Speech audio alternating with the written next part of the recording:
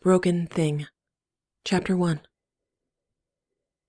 His name was Senar Tualan, but he had not been called that since he was 6 years old, given to the Hanar by his parents and community to be trained to kill. That name had been taken from him, but others given 84 separate identities in the course of his career. One name became known and was repeated on wanted bulletins due to a security error he had made. He had been seen. A picture of part of his shoulder and head had been taken. His skin colors and patterns had been partially revealed, and he was linked permanently to the biometric data representative of the name Thane Krios. He thought of himself as Thane Krios. It represented his failure to anticipate exposure. Each time he heard it or thought that name, it was a reminder of critical failure. It was a caution against making another error of that magnitude. He should have been nameless until his death. He sighted his current target, judged the shot favorable. He led slightly forward and pulled the trigger. A woman stepped in the way of his already loosed shot. He believed she did it on purpose. She said, "How?" And then her face was gone. It had been a beautiful face. He completed his mission and claimed his legitimate target later, yet never reported back to his handler. He had taken innocent life for the first time. He should have felt guilt and failure, and he did. But those were old and scarred sensations. What he felt most strongly was that she was beautiful. He wanted her, and he had killed her. Her face, her expression, and the power of her last word made him choose to chase desire for its own sake. After a lifetime of monastic self-denial, he wanted to want. He often contemplated her and her last word. He never sought to learn more of her or discover her name. He preferred that in the clarity of recalling her face, she was his. She was shorn of prior existence and personality beyond that moment. She was without future potential. He considered how he could achieve another moment of potential transformation, of searing, unexpected perfection. He abandoned his life of service to others. He began a calculated path of service to self, obtaining what self-denial and isolation had not allowed him in terms of reward. He maintained the discipline of craft, but dispensed with Drell gods and traditions, debts, and bonds. He embraced contracts, opportunities, and what he could take for himself. He chose a careful path of desire and indulgence with practical limits on excess. He did not lose his edge, but sharpened it for personally chosen kills that brought him status and reward. The greater good became a myth of conditioned delusion he had outgrown as a concept. In the worlds, he was no longer solitary. He was counted among the venal, selfish, rapacious, and cruel. He had found his community. His ironically retained name of Thane Krios was sought after. Women and men sought him out, yet he found them unsatisfying. Sex was physically satisfying but lacking in further depth. The delusion of his early life was difficult to eclipse in its power. He could not find inspiration in the eyes or bodies of mere people when he was accustomed to being the chosen of the gods. He still defied being chosen.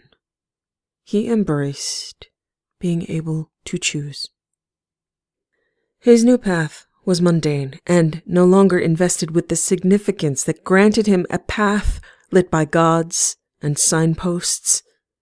He had abandoned rightness as it had abandoned him. However petty his new life was as a destiny, it was more satisfying than his previous life, which had consisted of duty and torture.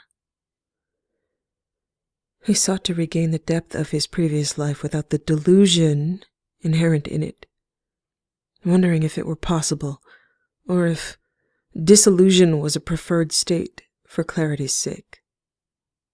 As an experiment, he slowly added the unwilling to his sexual targets, while still indulging in those who were willing and available readily.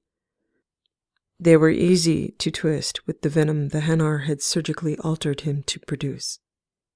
With his hands on a target, his venom created a mild suggestibility.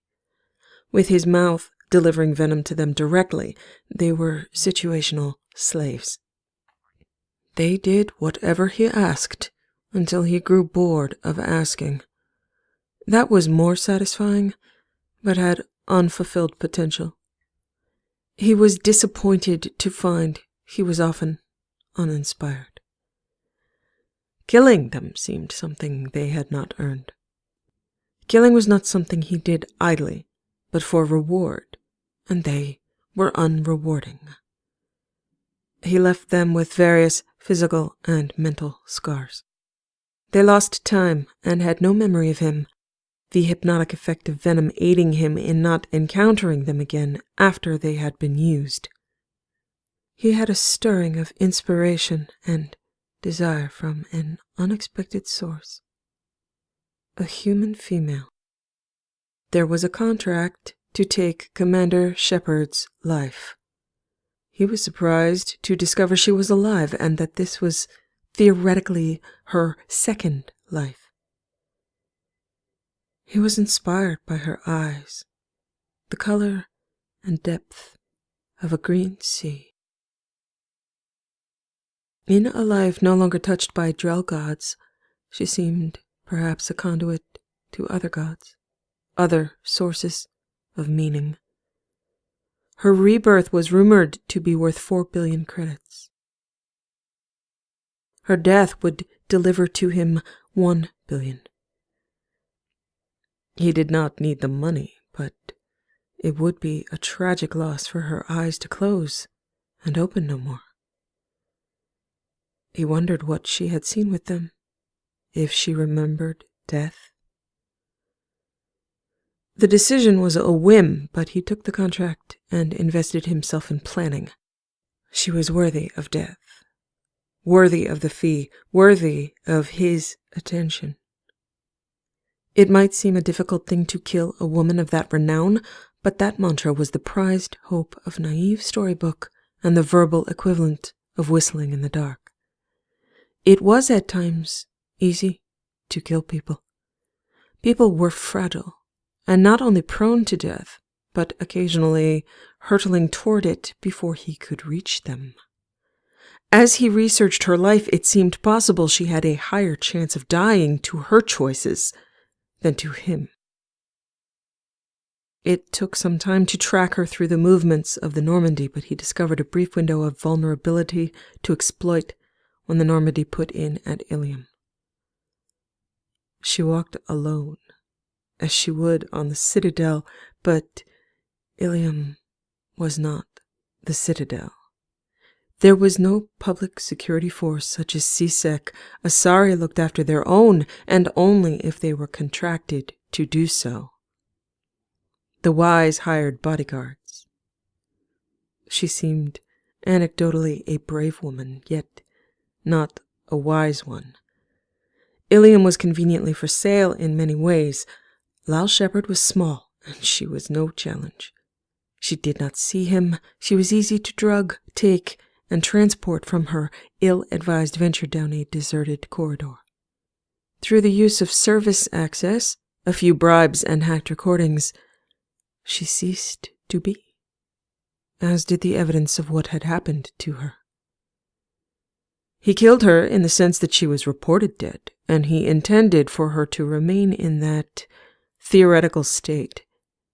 He provided proof of her body and DNA profile, collected his fee.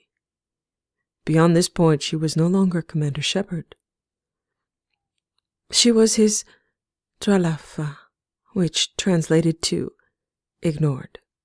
In this case, to him it meant unseen, unknown by those who would try to find her. She deserved an ironic name as well for her failure in security.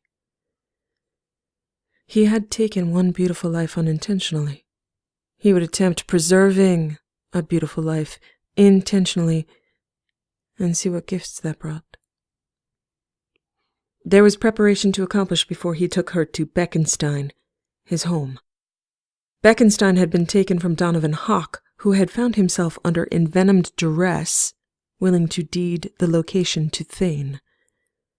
The story was that Hawk had bet the estate while drunk and had lost it to Thane over cards at one of his gatherings. The match had no witnesses. Hawk shortly after committed suicide spectacularly before witnesses in another system.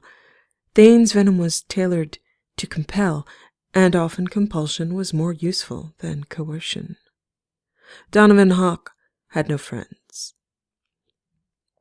The same people, or the same caliber of people who had graced Hawk's gatherings graced Thane's, with a titillated aside to the unfortunate demise of the previous owner.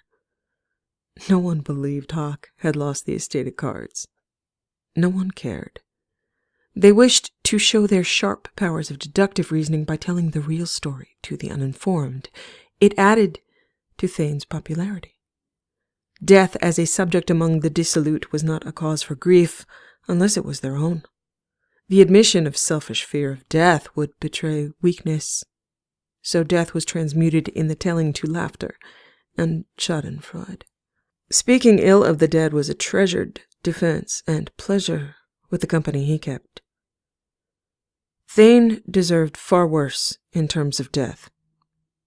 He welcomed anybody to try. He had neither grief nor fear on the subject and expected a spectacular end to his own life. Anything else would be disappointing. He had various ways to commit suicide secreted on or in his body. He had an appreciation of the macabre as well as experience with the whims of mundane or chosen destiny.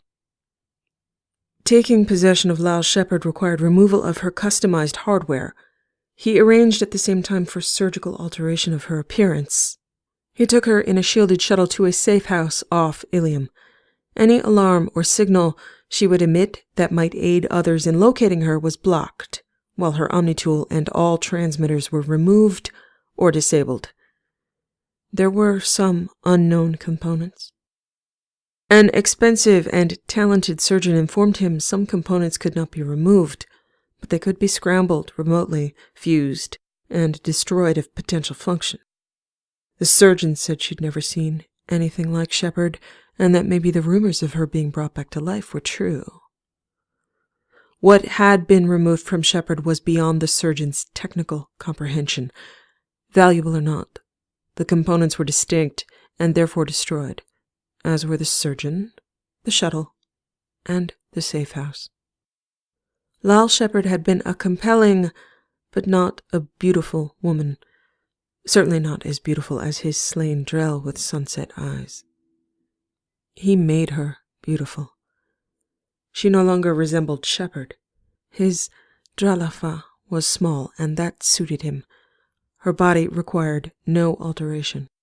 Her face demanded it. For security and aesthetic purposes, her contouring and coloring changed. If she survived, she would be seen by those who frequented Beckenstein, possibly by many, and often. But he would not risk having her identified as or associated with Commander Shepard. Her skin was cleared of melanin discoloration. He was warned that the freckles would reappear if she were exposed to sunlight. Therefore, she would not see the light of day except at a distance. The terrace in Beckenstein would be off limits to her, the glass set to filter out rays damaging to impractically fragile skin. Her skin was refined to porcelain, her features altered to his specifications with a flair for the dramatic. Her hair, to suit her new coloring, was midnight black, and her eyes a deep violet in a newly sculpted face. He regretted the loss of the green of her eyes, but he had to change every aspect of her appearance. As her height and size were not negotiable, her hair and her eyes, red and green respectively, would be too evocative of her former identity had they remained. Violet did not go as well with his skin as her green eyes would have, but he consoled himself with the choice of black hair, which would. She became classically beautiful as well as compelling. There was no ripple of publicity involving her disappearance that he could find in media reports. She had only been briefly and allegedly back from death, no public appearances, only announcements from counselors Vicarian and Anderson. She had rarely given interviews before her resurrection, and none after. In the interviews she had given during her career, she was soft-spoken and unimpressive. She was much more impressive as a list of accomplishments than she was as a person. Whatever search was conducted for her was done privately. She was not a person of public appearance, so it made sense that the public was not alerted or questioned. Perhaps they hoped to recover her before her absence became known in more legitimate circles. He did not know who had contracted for her life, and they made no announcement of their own. His venom was hypnotic, addictive, and virulent, effective for his purposes, but she had been Commander Shepard once, and although it was at times easy to kill people, it was not necessarily easy to break them. That was his hope, that she would prove unbreakable. He would like to test her destiny against his will, her gods against his desires, and see what came. He had a control chip implanted in her as a failsafe, transported her to Beckenstein under sedation for recovery and acclimation. Beckenstein was for now nearly deserted other than security and serving staff. He would take time off for his new project. He had earned a vacation and hoped for it to be rewarding. Perhaps he would retire with a new hobby if she survived long enough to be entertaining.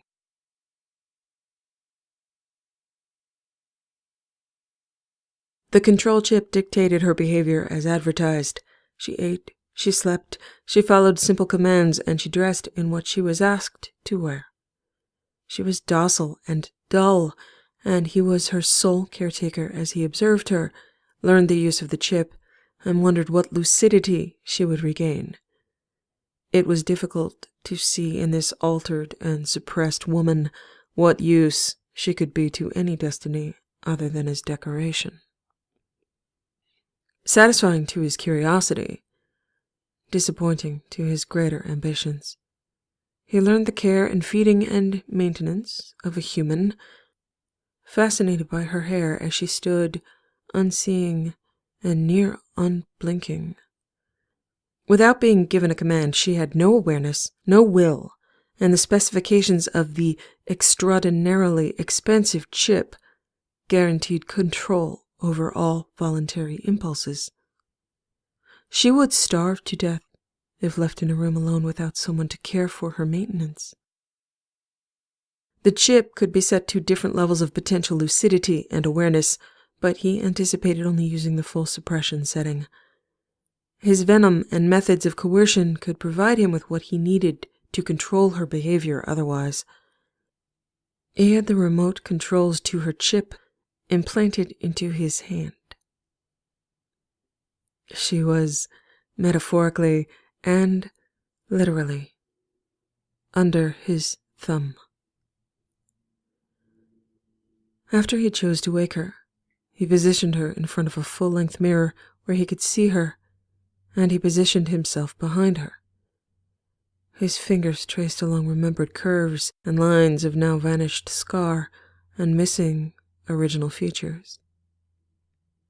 He had learned her body, The texture of her skin, the shape of her hips, and the small fill of her breasts in his palms, as she stood mindless over the course of several days.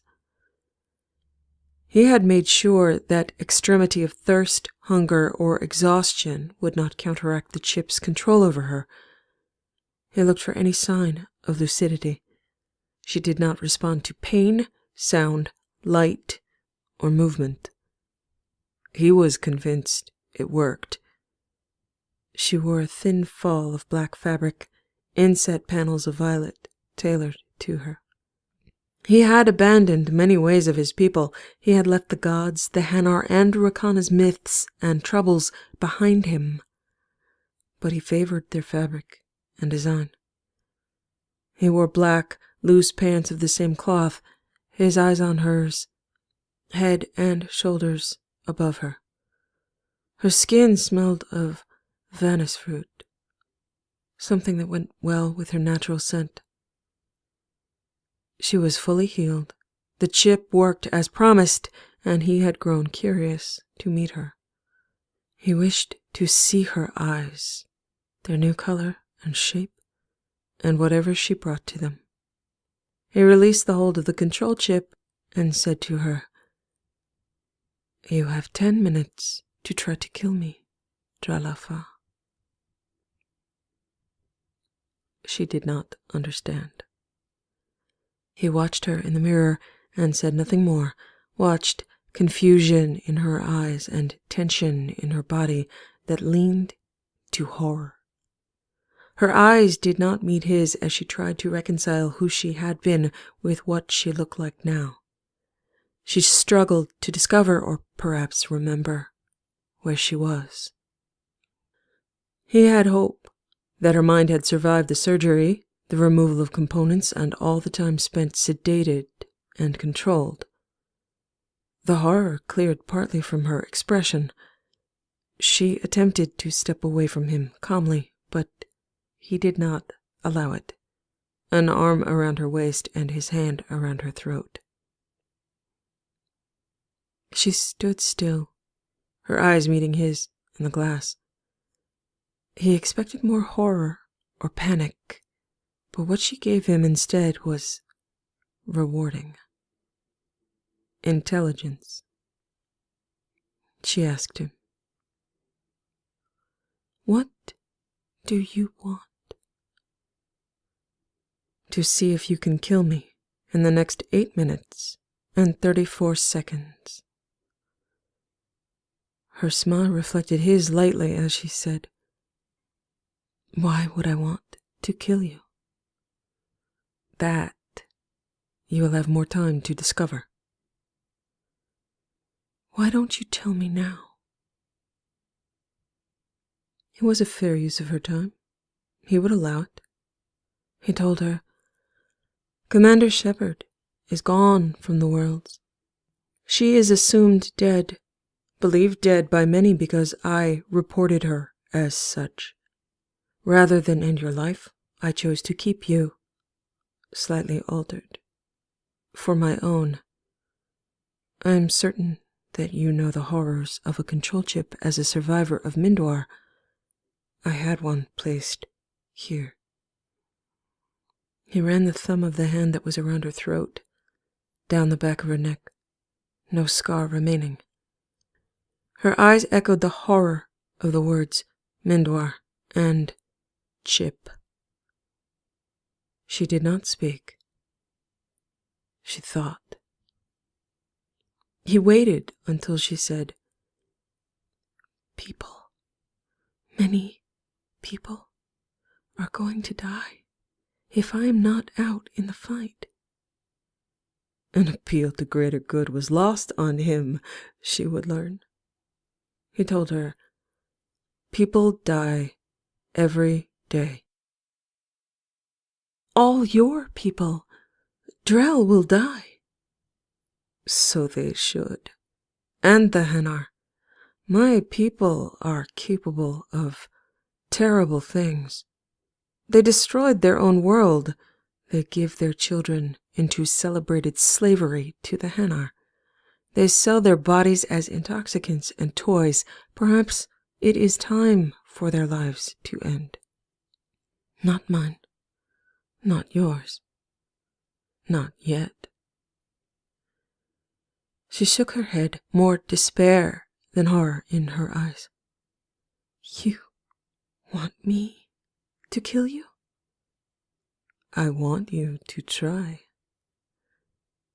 Then why would I do that? You could order me to kill you. Your opportunity slips away, Dralafa. What does Dralafa mean?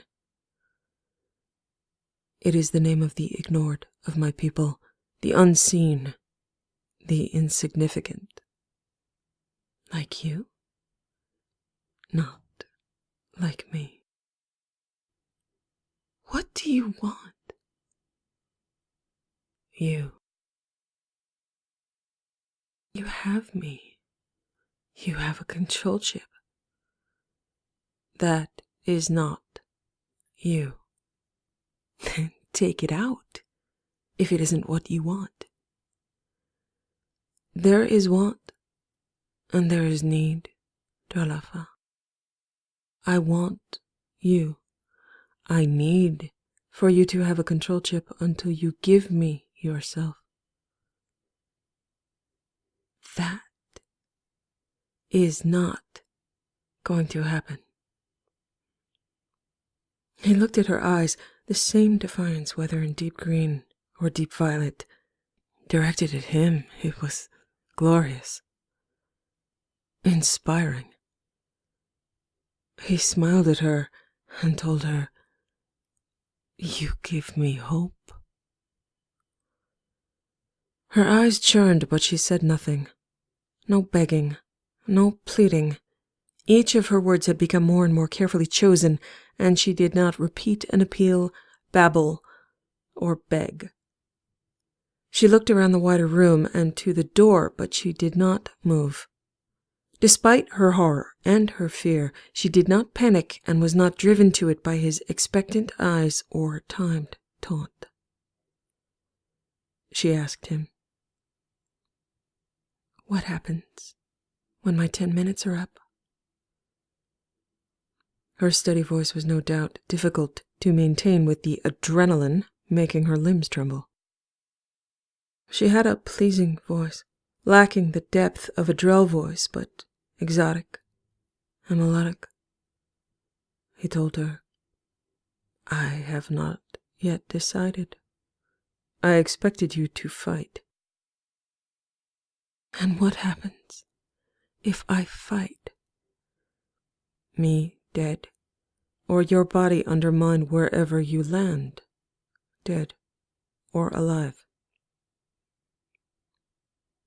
"And if I get out of this room?" "Commander Shepard is dead. She will not be returning. There are fail-safes in place that will ensure that if you kill me, you will not leave. But you can choose your end and try to choose mine." "I don't want to kill you. I want to do my job." "Admirable and possible, now that your job has changed." She had 2 minutes left. "Why give me the chance to kill you?" "A whim. I have many. If this is a game, then what are the rules? Kill me, or lose the opportunity. Or try to kill you, and provoke you to violence. Rape. That as well. Lack of provocation on your part will not result in lack of potential violence or rape on mine." She closed her newly horrified eyes and her exposed skin flushed pink. His eyes following the bloom of color, the arm at her waist moved to stroke along the distinct patch of deep pink on her upper thigh.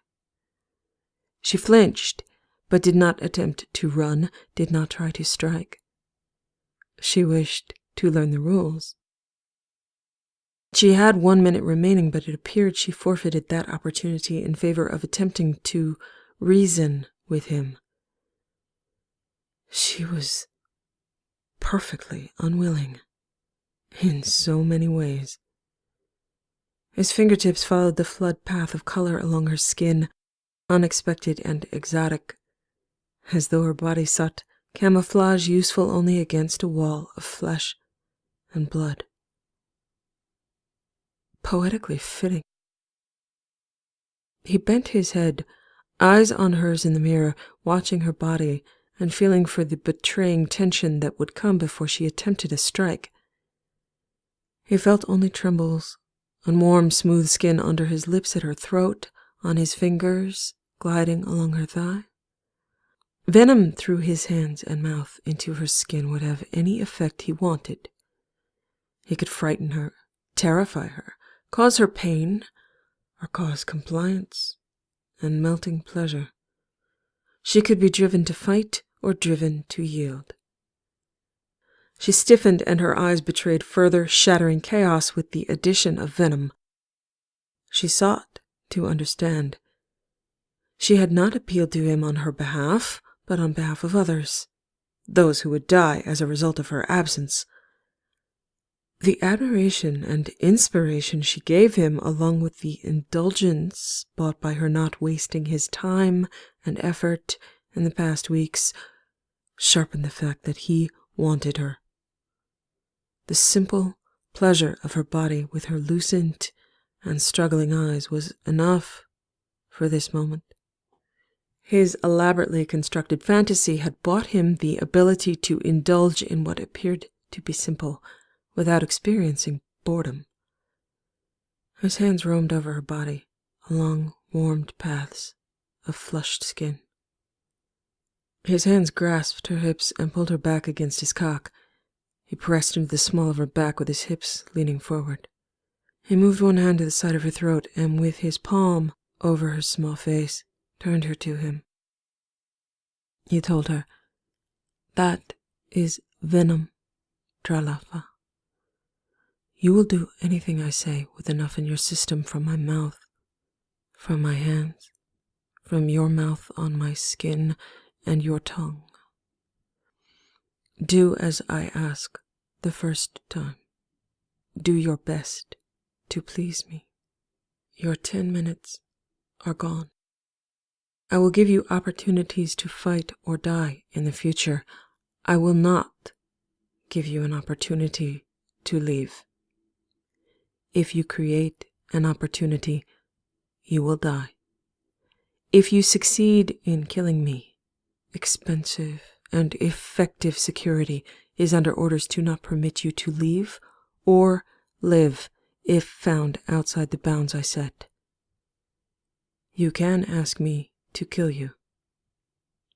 I will oblige you eventually. I will be disappointed, but when I am through with you, I will not make you suffer further. Do you wish to die?" She seemed to understand, and that was a small miracle. Most people would be begging, screaming, incoherent panic. Instead, she said, "No, I do not wish to die. Welcome to your new home, your new life, your new expectations." She stared at him. He knew she was frightened, even terrified, but looking in her eyes was like gazing at impossible suns. Suns he could reach and hold in the palm of his hand. He was inspired.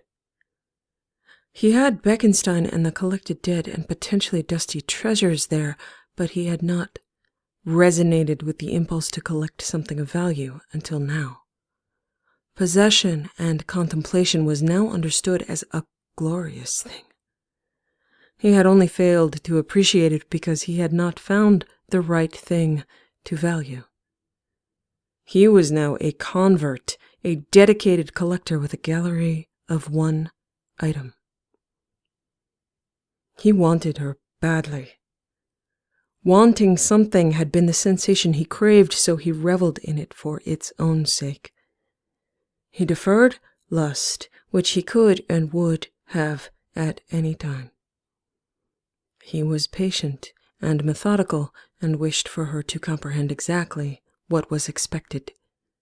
He wished to comprehend what to expect from her. He did not want to use the control chip, though he would have to dim her eyes at times, remove her edge, shut her down to a non-lethal baseline. If she wished to kill him, it would not be in his sleep, and he decided she would be sleeping with him. An odd impulse, something that under all circumstances with another person was repellent. But in her case, he wanted her close. A favored, pampered pet to watch while sleeping, and keep in his lap for the absent pleasure of his hands stroking through her hair. Had she attacked him, he would have brutally raped her, without a second thought, gladly. If she was a woman of subtleties and intelligence, he could adapt to that also, gladly. Anticipation of her attack at any moment was constant, and one of the more subtle pleasures of her presence. She would hope and wait and look for her chance. He approved. His mouth moved to hers, his eyes closing. He had pressed his lips to hers when she was insensate, slack, and lifeless. Now she was tense and resisting, an improvement to texture and taste, a near electrical crackle of impedance investing her muscles. He anticipated a great deal of tense and resisting, a small curve to his lips pressed to hers. Venom would deliver whatever she lacked in the moment, enthusiasm or outrage, as he chose. For the moment, she lacked for nothing, and he chose nothing but the simple pleasure of touching her, spreading venom into her resisting mouth with his tongue. Her teeth were tightly closed. Physically moving her from this position would create opportunities for her to take that transition and turn it into assault, but he risked it with only the whispered warning of, if you bare your teeth or bite, if you attack, dra la fin, someone else will suffer for your sins. He brought up his Omni-tool and cycled through security footage of the estate. I have hostages, lovely women and dedicated men doing their jobs, security and staff. If you attempt to hurt me outside of the brief opportunities I give you, they will pay.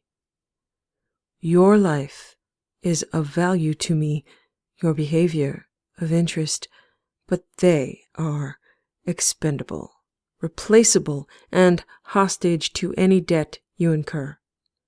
Whatever you refuse to do, I will wring from them while you watch. Whatever harm you attempt to do to me, I will do to them while you watch. Seek my death as you choose, strike well, and I wish you luck. But if it results in only injury, if I survive your attempts, they will not, one by one, used and replaced with another hostage. If you have a job, and that job is to preserve life, you have much to do. They are counting on you to return alive each day to their families and homes. You remember all the names of those lost on the ships that assaulted the Citadel at your order. You will learn their names if you are not careful. Her eyes closed, and she nodded briefly, saying, I understand. Principles were lovely things. The pleasure of her capitulation for the sake of others, a potential lie, but a potential beauty. He turned and lifted her, told her against the skin of her throat, Wrap your arms and your legs around me. Dralafa. She did, stiff and tense, his cock throbbing against the fabric pressed to her flushed thigh. He sat down on the bed and took her face between his hands. She had no venom of her own and not enough of his, her arms and legs tense and tight, her lips under his still with the electricity of defiance and implied defense. He contented himself with her lips, the inner curves and taste, slowly spreading venom. With no verbal command she would be waiting, suspended and unable to take action until he gave it to her. After the company he had kept for a lifetime, his curiosity about other people had been scoured down to the bedrock of the assumption that people were venal and selfish, including himself.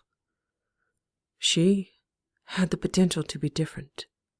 Wisps of curiosity about her curled up into fog embracing this collected woman. He moved one hand to her ass and pulled her in more tightly against the press of his cock, another hand to the back of her head, twined in fine filament. He murmured in her ear, "Show me how you kiss, Dralafa." He moved his mouth back to hers, but she was still. He asked, in a voice as slick with warning as his lips were with venom, "I thought you understood to do as I asked?" Her eyes met his, and she said, "I do. I am. I don't kiss. This is how I kiss. I don't. That's what you asked." He pulled back and looked at her to assess a seemingly incongruous and impossible statement. The look in her eyes was earnest. She was trying to comply, afraid someone else would suffer if she didn't. He resisted the impulse to repeat back to her the words she'd spoken as though he had not heard them correctly, but he knew the look of confused honesty. His questions had to be phrased more carefully, his assumptions analyzed. But it was as though she did not know how to breathe. How had she achieved adulthood? He slipped his thumbs along her jawline and tipped her head to look in deep violet. He considered his question, knowing that if he was not meticulous in questioning her, it would be easy to make assumptions and misapprehend the distinct landscape of her thoughts. He asked her, "Is this your first kiss?" "No." "When was your first kiss?" She calculated earnestly and then said, 5 weeks ago. "But you did not kiss them?" "No." "They kissed you?" "Yes." "Who was it, Dralafa?" Panic lit her face and she swallowed. She did not wish to tell him. She would. Allowances would be made for her first day, her first venom, her first painfully taken truth. Her mind housed so many potential secrets, and he wished to own them all. He moved to take one of her earlobes between his teeth and told her, "Tell me who it was that kissed you. Tell me what I want to know, what I need to know." He barely heard her. She spoke so softly, as though she could speak the words and keep to the letter of his law and yet escape detection. "Karis Vicarian." The Turian counselor. Her prior squad mate. She had wonderful secrets. So many new things to ask. He pulled back and smiled at her, massaged the back of her tense neck with gentle fingertips. "Good. Speak to me, Dralafa, tell me what you are afraid to tell me. I wish to know. Trust me. She was trembling with her electricity and resistance, brows drawn against saying anything, but her tongue was unable to resist speaking tumbling words under compulsion. It was a kiss, and he bonded to me, and I told him he shouldn't, but it was too late. He held the twin sons, savior of the citadel, and the bondmate of the Taurian counselor, in his lap, earnest confession on her face. He smiled at her and smoothed his fingers over her brows to reassure her. She had not kissed the counselor back. It did not sound like rejection, but regret. Once again he heard the echoed tone of protection in her voice, saw it in her eyes, the undercurrent of her compliance with the truth, even without compulsion of venom. For a moment he was shocked into being unable to find his way forward and asked with some self-deprecation, "Are you certain your name is Lal Shepard?" "No, that isn't my name." He had a blurring moment of considering potential wrong target, of her being an incomplete revenant or body double. But there had been matched DNA, accepted proof of her body. He could not find it in himself to care. Whoever she was, he fully enjoyed her company. Had he told her yet she had no right to her name? No. This was not a mistaken statement. He asked her, "What is your name?" "Cara Fanning." "Your name is Dralafa. Those other names no longer belong to you. They belong to me. If I tell you that you may speak of them, then you may. You will answer only to Dralafa. If someone other than me asks you your name, you will look to me, and I will choose what to say. You will not speak to them." She nodded, clear innocence and expectation of obedience. So many questions. He felt near foolish asking them, believing a woman back from the dead, a fire-breathing legend, was likely playing him somehow with earnest innocence. He considered her words. One kiss. She did not kiss back. He shouldn't. The original question had evoked something unexpected. Perhaps it would again, rephrased. So he asked her, "Show me how you touch a lover, Dralafa." He smiled when she did not move. He carried that further, spurred by the innocence in her eyes, asked her, "Show me how you touch yourself." She did not move. He had his moment of searing, unexpected perfection. He had her, the click of virtual manacles final and near audible in their metaphoric hold. He knew the answer as he asked her, "Do you love Garrus Vicarian?" "Yes." "I will let you keep that, Dralafa. A treasured memory for you to hold close. A treasured love.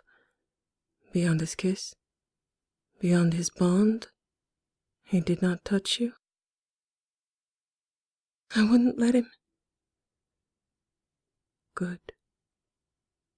Remember, if you do not do as I ask, I will bring him here and make him suffer for your lack of obedience.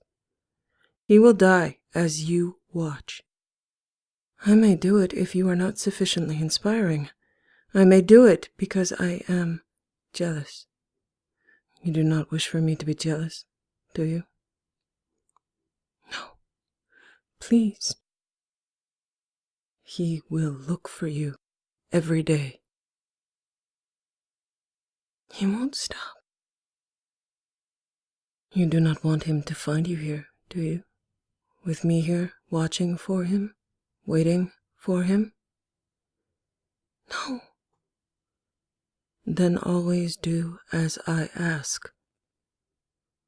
Always. What is your name? Dralafa. Who owns your other names? You do.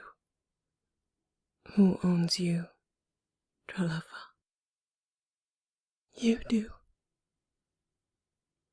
In a short span of time, she had earned not being killed immediately. She had earned not being painfully raped. And now she had earned the affection of assured loyalty. A pet who had successfully learned her first trick. She would demonstrate it at his whim. She would do as he asked without question in order to protect someone she loved. She was gentle and trusting under venom. His hands glided over her face with the delicacy of strokes along flower petals. It might be most merciful to rape and kill her quickly, but he wanted her. He wanted her for a long time, and he was not a merciful man. He told her, "This is how I kiss a lover. My mouth, my words, the only ones that will concern you. Learn how to kiss. You will have no bad habits to unlearn, which is good. Let only my habits guide you. Don't resist the venom. Don't resist my voice.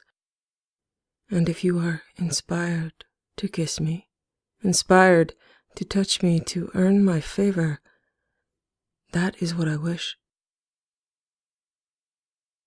He had never had lovers, only victims, and she was the same, but he found no reason to hurt her overtly when she was so cooperative, her mouth light and bubbling sweet with compliance. He had no need to cause her pain beyond what was necessary. All he required was control. She was sensitive and responsive, given over to venom. She moaned, and that made for a harder throb against her thigh, his arms coming around her and the breath squeezed out of her momentarily, evoking what sounded like a squeak. He felt a warm slide of affection and appreciation for her, as he might for art or dance, something of grace. Without warning, he activated her chip. He pulled back as she remained in place, tense arms and legs relaxing and losing their hold, her chin held between his fingertips. Instant, dull eyes and mindlessness. Possessiveness was new and fierce, his breath coming faster as hers was paced to no emotion and no sensation. She was an exquisite doll, newly appreciated. Satisfied, he left her to retrieve food and water, held her in his lap as she ate and drank when he prompted her. She was missing the watchful intelligence of her fully alert state and the innocent trust of her envenomed state. There was no recognition or intelligence in her eyes. The new scent of her, with his venom in her blood, sharpened his newly possessive edge. Blunt possession invested his hands without need for pretense or compulsion or delicacy, though he still enjoyed the appreciation of the freedom to touch her with reverence and the texture of her skin like flower petals. There were flowers, such as orchids that bruised when touched, but he saw no need to bruise her at the moment. He considered the challenge of keeping her bloom without allowing the sun to touch her, unleashing growing and powerful lust on her body while keeping her mind intact. He had hope for the impossible. He potentially possessed his destiny and hers. The image of having his Dralafa pampered and pleased in his lap held the smoky, cloying allure of Simphe bark incense. Gatherings at Beckenstein had been interrupted, but would continue with her at his side, metaphorically leashed in and attentive. He wished no literal leash, no collar. They were symbols of lack of control in his mind. A leash could be held by anyone. She was unquestionably his, and he had no need to present a leash someone else might covet and control. How he kept her need not be known. That he kept her would be. A raw throb of his cock against her thigh emphasized how much he wanted that image to be made real. That moment claimed and felt through the satisfying drip of his seed down her thigh. He briefly considered presenting her masked or veiled, but he wanted to see her face, so he dispensed with that idea. He briefly considered allowing her to be taken by others, but chose to keep her for himself. In fact, he decided if someone else dared touch her, he would kill them. He would move forward on that premise, and if he grew tired of her, he would reconsider. He wished to move slowly and savor each moment for its greatest potential. He carefully undressed her, her breasts in his palms, recalling tight nipples against his chest, where there was now smooth skin, her tongue tentative on his and her moan reverberating. She was small, weighed little as he laid her out unresisting, with her head on his chest, hard cock nestled against her thigh with her legs spread. He listened to her breathe.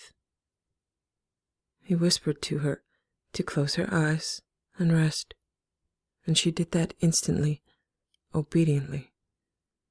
He sifted one hand through her hair and kept one hand at the small of her back, cock hard and hungry at the rub of her thigh, until he followed her to sleep.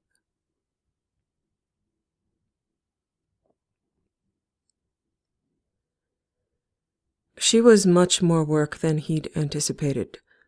He added new goals based on his questions and her answers. He wished for her to learn to speak Drell. It was possible that she may see Garrus Vicarian again in a broadcast on someone else's Omnitool in company, and he did not want her to comprehend his speech. A significant cruelty and a boundary set. As Shepard, she had been capable of ruling the council. As Dralafa, she would be unable to comprehend any but the human counselor. He intended for her to not see Vicarian's image again. If she did manage by chance to see him, the divide between them would be emphasized by her lack of control and comprehension. For now, he limited her translator to interpret only the Drell language, and at times took that away as well, teaching her nonverbal gestures and signals. She would not speak unless spoken to by him. She would not speak to anybody else in company, and the less she understood, unless it was from him, the better. She was at this stage a student and an expensive asset and potential liability. With investment of time and effort, he would ensure that she understood her circumstances under duress as well as when calm, that she understood her duties and boundaries in envenomed and lucid states. For that, she required time, repetition, priming, and conditioning under different circumstances. Ideally, he wished for her to be aware of herself, her surroundings, and him, whenever possible. Garrus Vicarian was looking for her through several private yet emphatic channels. The Shadow Broker was seeking her. The Council was seeking her. The Alliance was seeking her. Cerberus was seeking her. None of them had found her, and that was reassuring.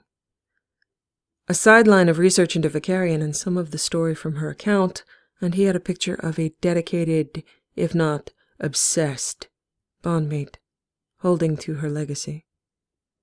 There was no public outcry for her return, but Vicarian grew more and more haggard. Thane did not allow her any access to technology. She did not see, and she did not ask. His Dralafa, when she was entirely cogent, displayed an ease of comprehension of threat and consequence, never made a misstep, never misspoke, and studied as he asked. He asked her, in passing curiosity, "Do you recall everything that happens to you when your control chip is activated fully?" "Some of it. Unclear images, without a sense of time, significance, or sequence of events." "Do you feel pain or hunger?" "No." "Do you think in that state?" "No." "Would you prefer that I activated that state more often to spare you horror?" "No." "Why?" She hesitated until his smile indicated he could ask her another way, allowing her only enough time to gather her thoughts, but not long enough to prevaricate. "I am a dangerous person. I would prefer to have my wits, if not my will. I can't control what you ask me to do, but if I can be aware of what I'm doing, I prefer that. It's one thing for you to keep me as a toy, another if you decide to use me to kill." That had not occurred to him as a useful application of her assets, and it still did not. He told her, "That would be redundant. If I decide someone will die, I will do it myself." "With me, you could kill more people." "Granted, you have likely killed more people than I have, but from what I have seen, you are lacking in subtlety in that regard and require a team. I do not require a team, nor do I want one. Do you prefer being a toy or being of more use?" "I would prefer to be of use. But of what use could I be from here?" "To anyone other than me?" "Little. Perhaps you could choose from my associates when you make your debut. I could kill the most vile at your whim." "No." "Why?" "Because you'd enjoy that." "So you'd allow evil to linger in the world? Evil I could end, only to spite me?" "It would not be only to spite you." "To spare yourself collusion with me?" "Yes." "Perhaps I will kill them anyway, Dralafa. For you. If they catch your eye and your silent disdain." "That would be your action. It would not be with me." "There are worse things than collusion with me, Dralafa. You have learned to bring me things I need only ask for once. I can do the same for you, if it suits me." She came to him whenever he asked, did exactly as he asked, if not more. No need to repeat threats. She sought to be useful and to be perceived as harmless. He enjoyed the fact that venom made her want him mindlessly, only her inexperience keeping her from moving further. She was learning to kiss. He brought her to the edge of begging for more and then often shut her off, pleased that she'd remember his hands on her as a caretaker, as a curious owner, verifying his effect on her with hands along her thighs, grazing provoked heat and wet response with his fingertips, and soft praise for her cooperation. He had a gift for petty cruelty, and he enjoyed it. He enjoyed her, and he enjoyed the look in her eye when she likely wondered each time he asked her to come to him or took hold of her mind and body If it would be this time, she would be violated after she begged for it. He did not wish to let go of that anticipation just yet. He enjoyed her always precipitous fall from cool grace into enthusiastic compliance. He gave her 10 minutes to try to kill him occasionally. She never indulged in the opportunity. He asked her, "Do you believe you will escape someday, Dralafa?" "It isn't a moment-to-moment hope, but it is a possibility." "Not from my perspective." "Would you prefer I give up?" "Never. Eventually, Reapers will make their way here." "Is that your hope?" "Ironic. Fitting. We will be gone before then." "To where?" He ignored the question, but began to consider an answer in earnest. He also considered the flaws in his precautions she revealed when he asked her if she had escape plans. She had no hard plans, but thoughts about power failures, rescue, serendipitous discoveries, and opportunities that required only the chaos and entropy of reality, and him missing something she was able to find and exploit. She had many ideas, and he patched security and protocol according to the potential weaknesses she postulated. Then he asked her, "Are you so important, Dralafa, that all will fall without you leading?"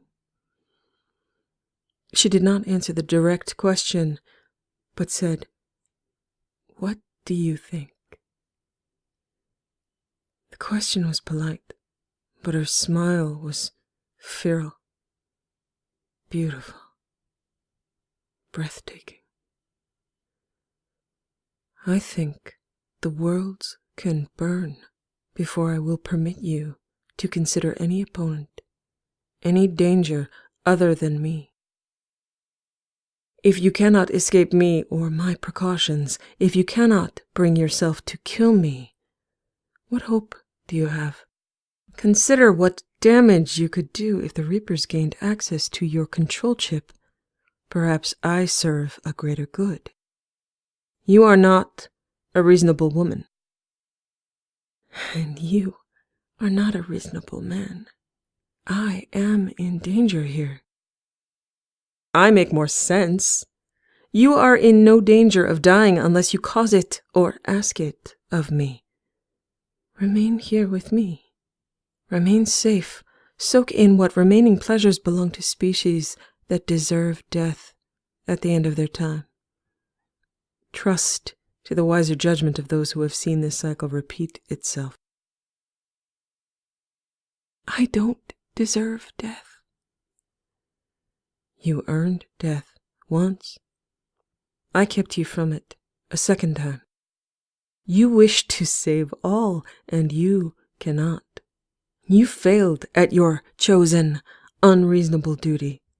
The galaxy has your example, and you are twice a martyr. If they do not rise up and fight for their own sakes, they deserve death. If you embody the greatest good, you should not be cast into the fire twice, but preserved beyond your appointed end. I have done that.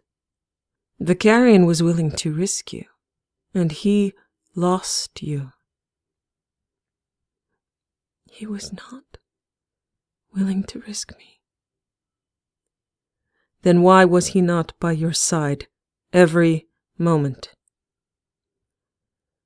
She did not answer, and he looked sharply at her and asked, "You stopped him?" He waited until she confirmed, a brief nod, head cast down, an anguished twist to her lips. "So, what allowed me to take you was solely your lack of sense? The judgment and strategy that would save a galaxy, taken in an alleyway. Consider hubris a factor in your ambitions, Dralafa. That contract should have taken you permanently. The way you ran your command, you are not likely to survive long in your own care. You are not a reasonable woman, and you wish to repeat the insanity that caused your death. I will not allow it. If I were reasonable, I'd have stayed dead. Or you would have not died in the first place. You would have escaped my notice. I will make my luck, take my opportunity, and may the rest of the galaxy that relies upon you to save them learn their own lessons or die. Do you believe you protect me? From everyone and everything but me, Dralava. I do not seek to attempt to convince you that I protect you for your own good. That is only a side effect of preserving you for my use. I could have taken your life. I preserved it, not for you, but for myself. You still have your potential for improbable escape because I allow you lucid moments, and I enjoy your company. You are worth all the risks and precautions taken to ensure you remain at my side. I am aware that I am selfish and venal, and I am not reasonable. I am practical. You're a horror. A practical horror. At least, grant me my due. You're a practical horror. And you are an unreasonable martyr, and that is your due. You expound on the benefits of living your chosen life, but try to justify that mine is stolen for my own good? There are benefits of logic to being a practical horror. Fairness is not a trait I value. My life was stolen, and a new one created for me to inhabit. I left that life and created a new one that suited me better. I doubt you could find anybody whose life and dreams were not at some point stolen. Someone brought you back and threw you at what killed you the first time. Someone else chose to pay handsomely for you to die. I chose for you to die and then to live. You forfeited your choices when you failed to stop me from taking you. You can still be an unreasonable martyr from here, Dralava. She returned to her studies, and he allowed her to do so in peace, spiked tears on her lashes from the moment of the mention of her bondmate's name. She was a lovely martyr, excellent at her job, wherever she was. Vicarian was a politically blinded, obedient fool, which was synonymous with Turian. Duty, galaxy, or her wishes should have been nothing compared to keeping her safe by his side. Thane felt pity for the man, but not guilt. Let him fight the Reapers.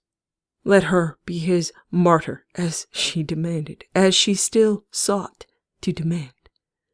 Thane was content to allow him to suffer with unconsummated bond and regret. Let him look for her every day. Thane would allow him to remain alive as a control to her behavior. They would not see each other again. The idea of their personal heroics and what it had cost them in each other was anathema. If she could not see it as an obvious mistake, he need not correct her, only continue to exploit the fact, as he did each day, that her behavior was hostage to his willingness to do harm if he did not get what he wished from her. The threat to Vicarian was something he knew he need not repeat, and a threat he knew she would not risk.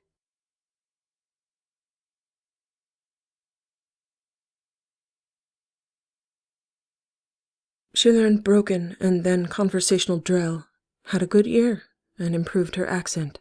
She studied alone, but he insisted she practice with him, so he could gauge her progress, venom dripping through her, beginning with strokes of his thumbs at her throat and through her hair, turning her mouth to his and dragging her into his lap. She said she enjoyed studying, and he believed her, finding another subtle control to bring to bear. Boredom.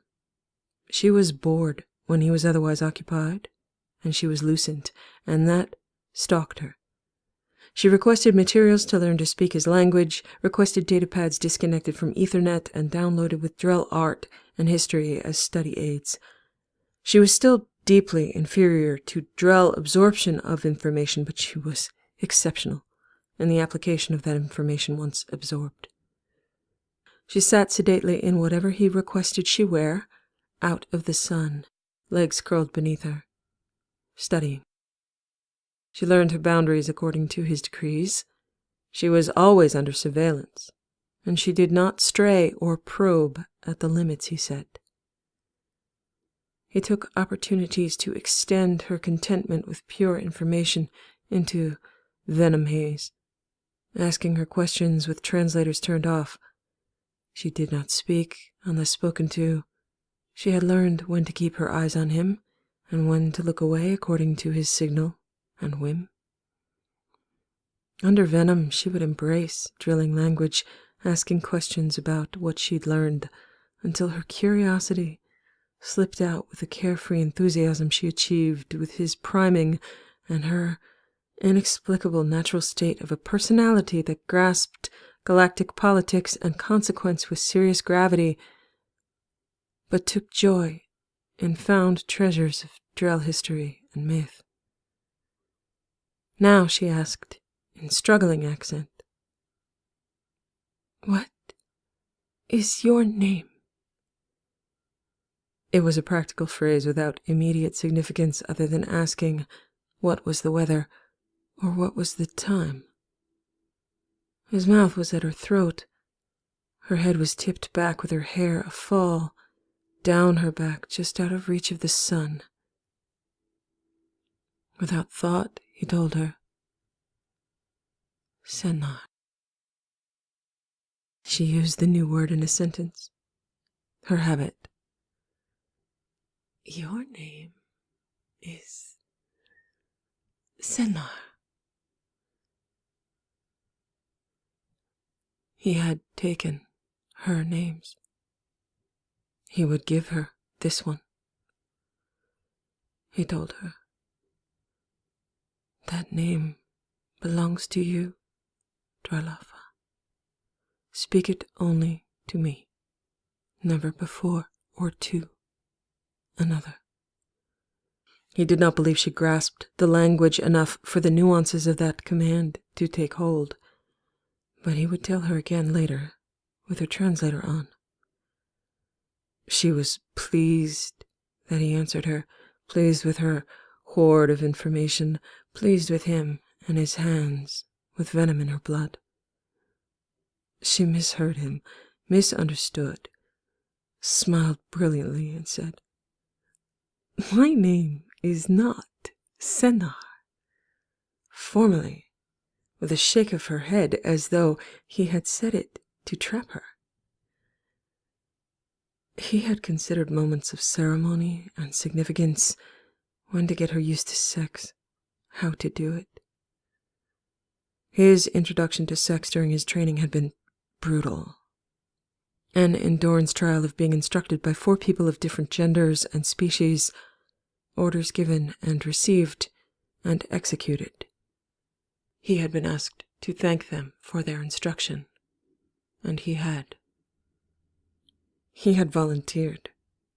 Coercion in the guise of consent.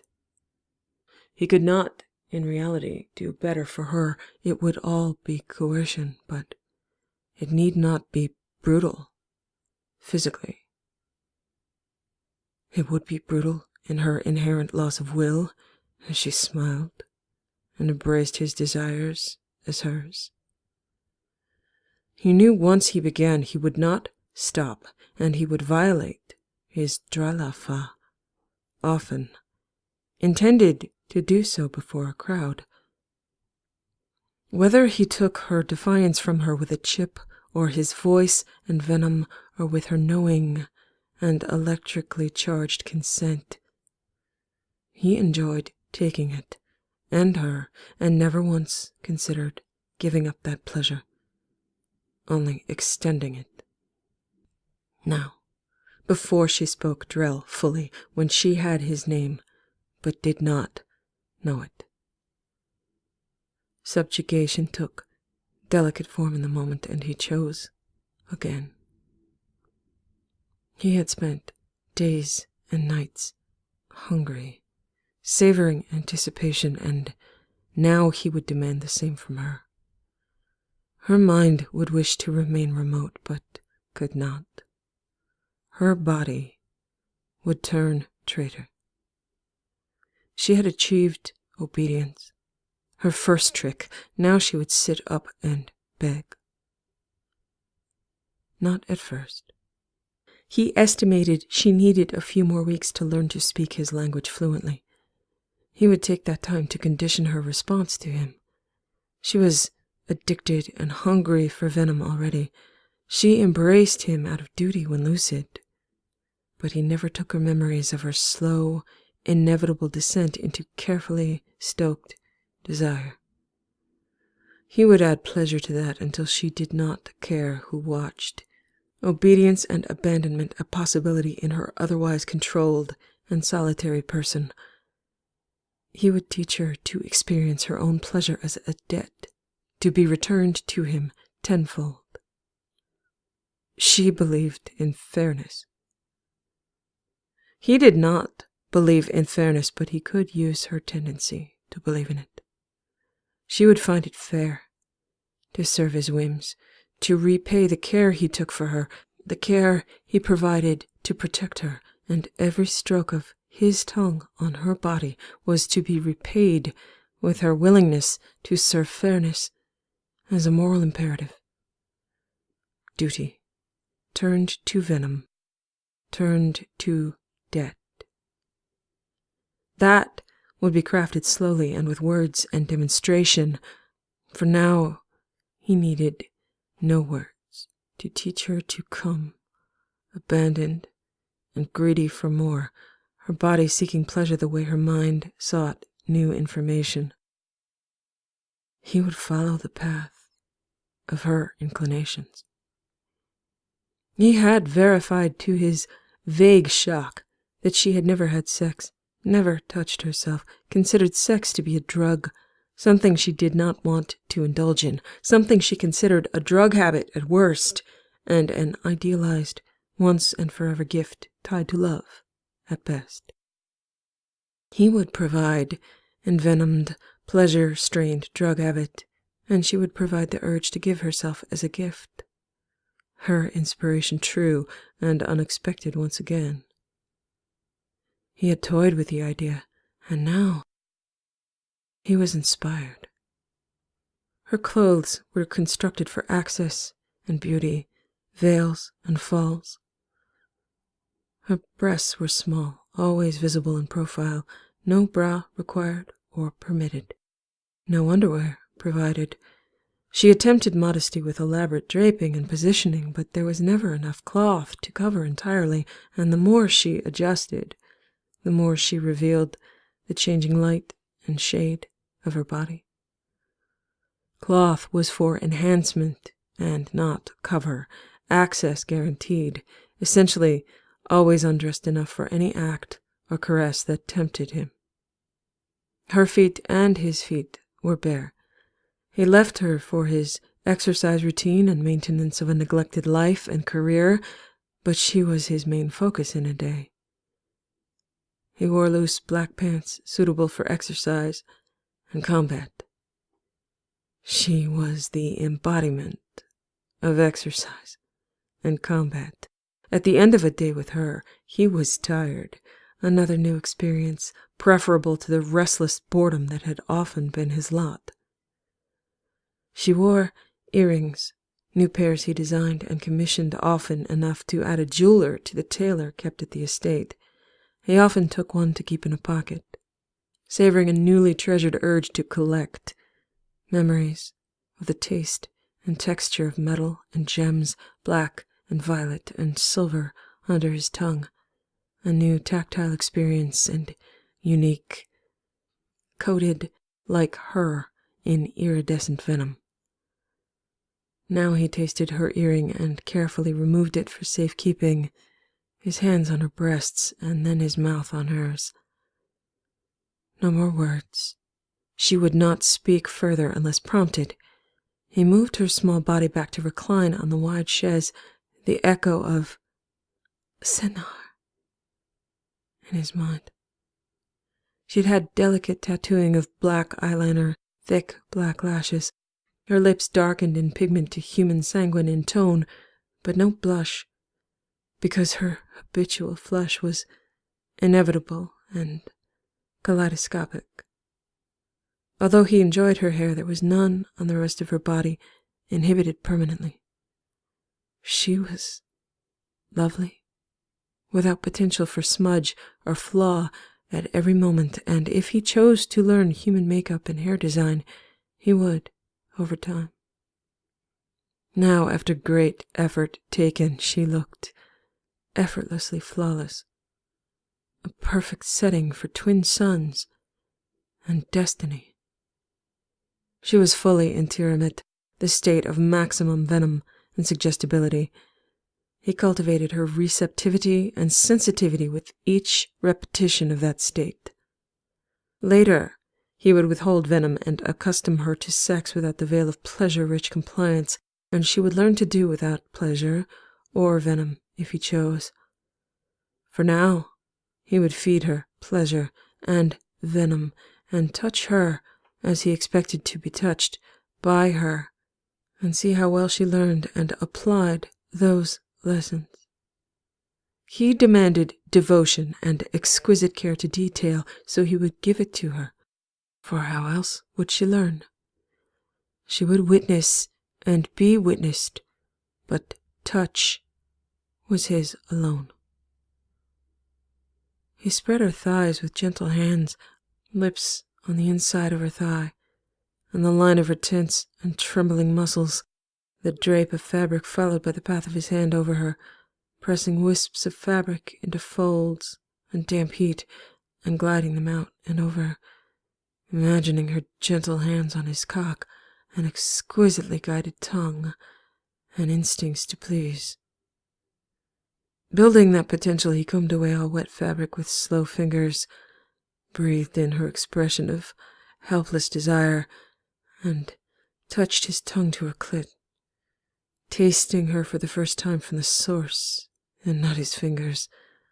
Electricity and helpless, confused mewling from the mouth of his arching, seeking pet. He closed his eyes and defined the lines of her with his tongue, dewed petals and the mindless desire of her body arching into his mouth if he pulled back from exploring her to test her enthusiasm. He expected her to come quickly, and she did, abandoned, a sound of surprised, ecstatic pleasure coming from her throat as he barely slid his smallest finger into her and stroked, anticipating opening her with twisted fingers and his fused middle finger and eventually his cock.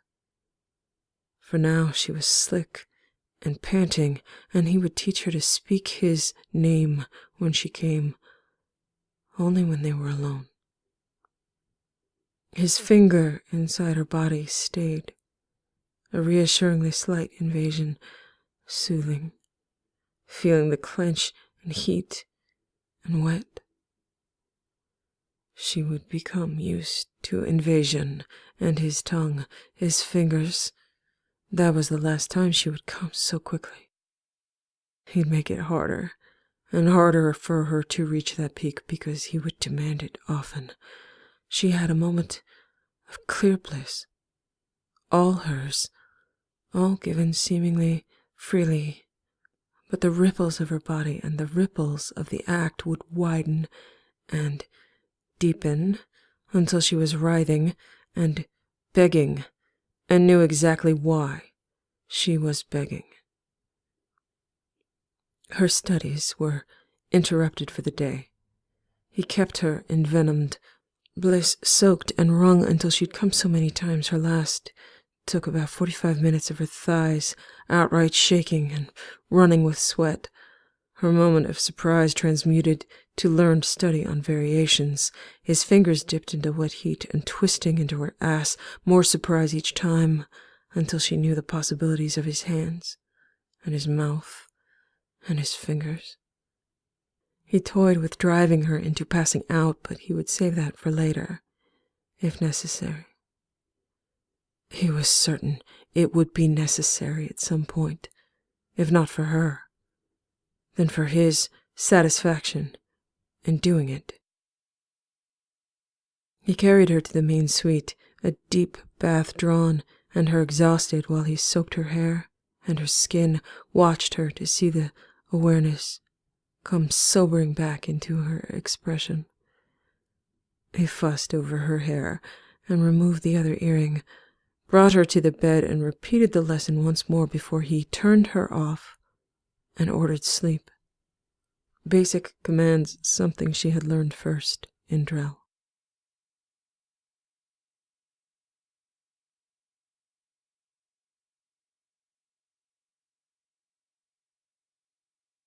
She developed in her waking moments a more haunted and hungry edge to her features, subtle and endearing.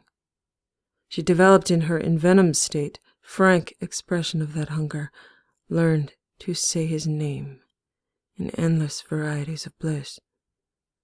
When she developed full mastery over his language, he deemed her ready. She earned what partnership she could forge from that, what pleasures she could secure for herself, and beyond those opportunities, he began taking his own pleasures from her body, one by one. He had demonstrated and explained carefully what his cock would mean to her in her new life, whim and pleasure and possession. On the day he believed she knew what pleasure she was expected to give, he pressed her to her knees, looked at her with patient expectation until she understood. It was now his turn. Always his turn. The moves defined and explained. She knew not to close her eyes. She learned the fastenings of his pants blindly and clumsily, but carefully, and he watched her exquisite tongue explore his cock with devotion. His hands tightened and slackened their grip in her hair, grown longer and more lush. He anticipated being able to wrap her hair around his wrists and control her movement in a new way soon. He had his own moment of earned, clear bliss, so long in coming, and he doubted he'd come that quickly ever again, wondering if he would need to adjust her gag reflex with practice, or surgically, or if he enjoyed it. The convulsive rejection somehow better than deep throat expertise. She would have to practice often before he made up his mind. He brought her to bed and teased her to the point of wrung-out, oversensitive pain, left her suspended, unable to come, writhing and frustrated, and with her endearing squeak of suppressed, envenomed helplessness. He told her, "You may not touch yourself, Dralafa. Ever. Your body is mine.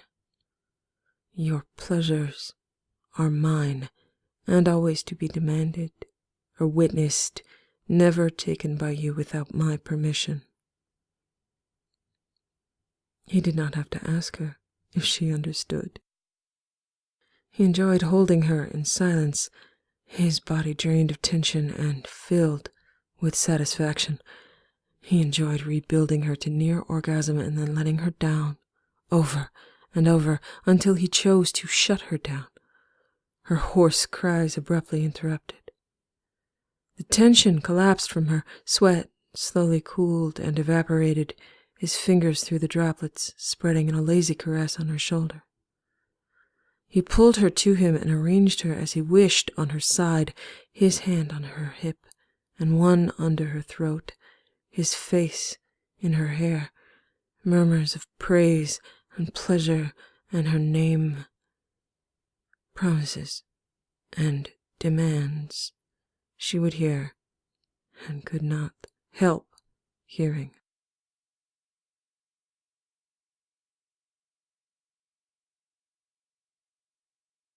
The next day was spent in bed after waking to the scent of her hair and the press of the skin of her back on his chest, his cock already hard against the small of her back. Having begun, and having no further goal or ceremony to fulfill, he chose to teach her position and variation. He'd toyed with the idea of taking her first before a crowd, but he wanted to present her less as a plaything and more as a prize. And a prize should have skill and value. A prize should not squeak. He smiled at the impulsive choice and decision and acted out every idle fantasy of the moment. She was newly awoken, likely stiff from the night in one position, no venom except what had soaked into her from his skin during the night. He had no need or interest in foreplay or priming, rolled her to her back and drove into her in resisted, electrical, tight stages, his nails digging into her shoulders, his eyes on her breasts, and then his eyes on her face. Her eyes were open and expectant now of his whims, no doubt having imagined this from her first day, and much worse, wondering where she was on the scale of depravity. We are not far on that scale, Dralafa. Not far at all. With his hand under her ass, he tilted her hips to better take him, a give in the angle of her body, and her lip bitten as he forced his way inside, with her still wet from the hours before when he left her writhing and then limp. She was small and not resistant physically in any way that could be interpreted as trying to reject him. She believed he would rape the staff if she resisted, and he would. But she was resistant inherently. Virginity was an inconvenience and an oversight on her part, not something he prized or valued on its own, but his cock, his body, loved the sensation of hers, and if that was due to virginity, he would blessedly be grateful for that state. He had his inspiration and his bliss, the transcendent layers he'd sought, depth and breadth to lust with her attendant significance. A harsh groan escaped his throat, his hand on her ass lifting her in a way she would learn to do herself, but for now he was happy to do it for her. The first few strokes were near stuttering and fitful until he found the course of her body with his cock, found the pressure, angle, friction, and rhythm he needed with the motion of his hand. After those strokes, she was far gone in whatever gripped her, unable to meet his eyes as he might have wanted. He would teach her that as well, again, in new context, but this moment was given to the purity of the mechanics of sex with her. He didn't care about her face or her reactions. He focused on the feel of his cock plunging into her, her body giving way, over and over, resistance and the reflexive caress of her body's give, on demand. He hammered into her, the sensation of bottoming out and reaching her limits, her body giving way, like the tight embrace of her throat, her sounds as she lost control of herself, as he lost his. She let out choked scream wails at the end of each stroke as he gripped her ass tighter, slammed into her faster until the moment of near numb, suspended, and then stunningly powerful orgasm gripped him. Shudders and shivers and heated spurts into her until she overflowed. The feel of his seed rushing backward along the length of his cock, squeezed out by her body's reaction to his presence, simultaneously pulling him in deeper and seemingly trying to expel him. He collapsed on her, hands in her hair and mouth devoted to hers, gasps of breath and heaving chest against her breasts, her moans and whimpers. Biotics had risen on his skin, random patches of discharge and tingle factored back into the experience as he became aware of it, as involuntary as her blush. He kissed down her body, her venom-slurred voice, soft with moans, her fingertips on his shoulders where she had learned he wanted them, often, his mouth and hands on her breasts. He drew her nipples tight with his tongue. He cherished the moment of primal violation and would not take it from her, would not allow or force her to forget it. It was theirs, and she would know him for what and who he was. He chose to ease her pain and granted her his voice in a way that would drape and soothe, and would also encourage her to respond. She was spattered with sweat, blood spread on her skin with an underlying rush of her habitual blush, the remains of virginity and his seed on speckled and smeared thighs. His cock was slick with it, and he made his lips and hands slick as well, smearing her further, tasting and holding her thighs apart so he could see, so he would remember. He made her come, demanded it from her with his mouth and his voice, his arms around her thighs, holding her down. He slipped venom, blood, seed, slick fingers into her mouth until she sucked. He pulled her head to the side of the bed, stood, and drove into her mouth and throat with his semi-hard cock until he was ragingly hard down her throat until he was about to come again. He pulled out, flipped her up and around until her thighs were open wide, feet on the outside of his, pressed her head down to the bed with her ass against his cock. He gathered more slick on his fingers and drove them into feminine, human, virgin ass while he played with her clit until she was moaning, her fists gathering blankets, her knuckles white. He worked his cock into her ass with near painful constriction that bled into tight bliss, uncaring again if she was in pain or would be pleased if that's what caused her to grip like that, to tighten like that. He was a convert with religious, zealous fervor, belief, and faith in her body, delivering pleasure to him in unthinking frenzy. Biotics again blooming from his hands, over her skin, his thighs against hers. His hands, digging in his nails and gripping her ass, made her tighten and twist around him. Then he dragged his nails down her back through the pleasure of seeing white tracks through pink flesh. He used her for hours, which led to using her for days. Endless venom, and then the activated chip when he rested, bathed her and fed her, discovering he did not need her eyes at all for inspiration.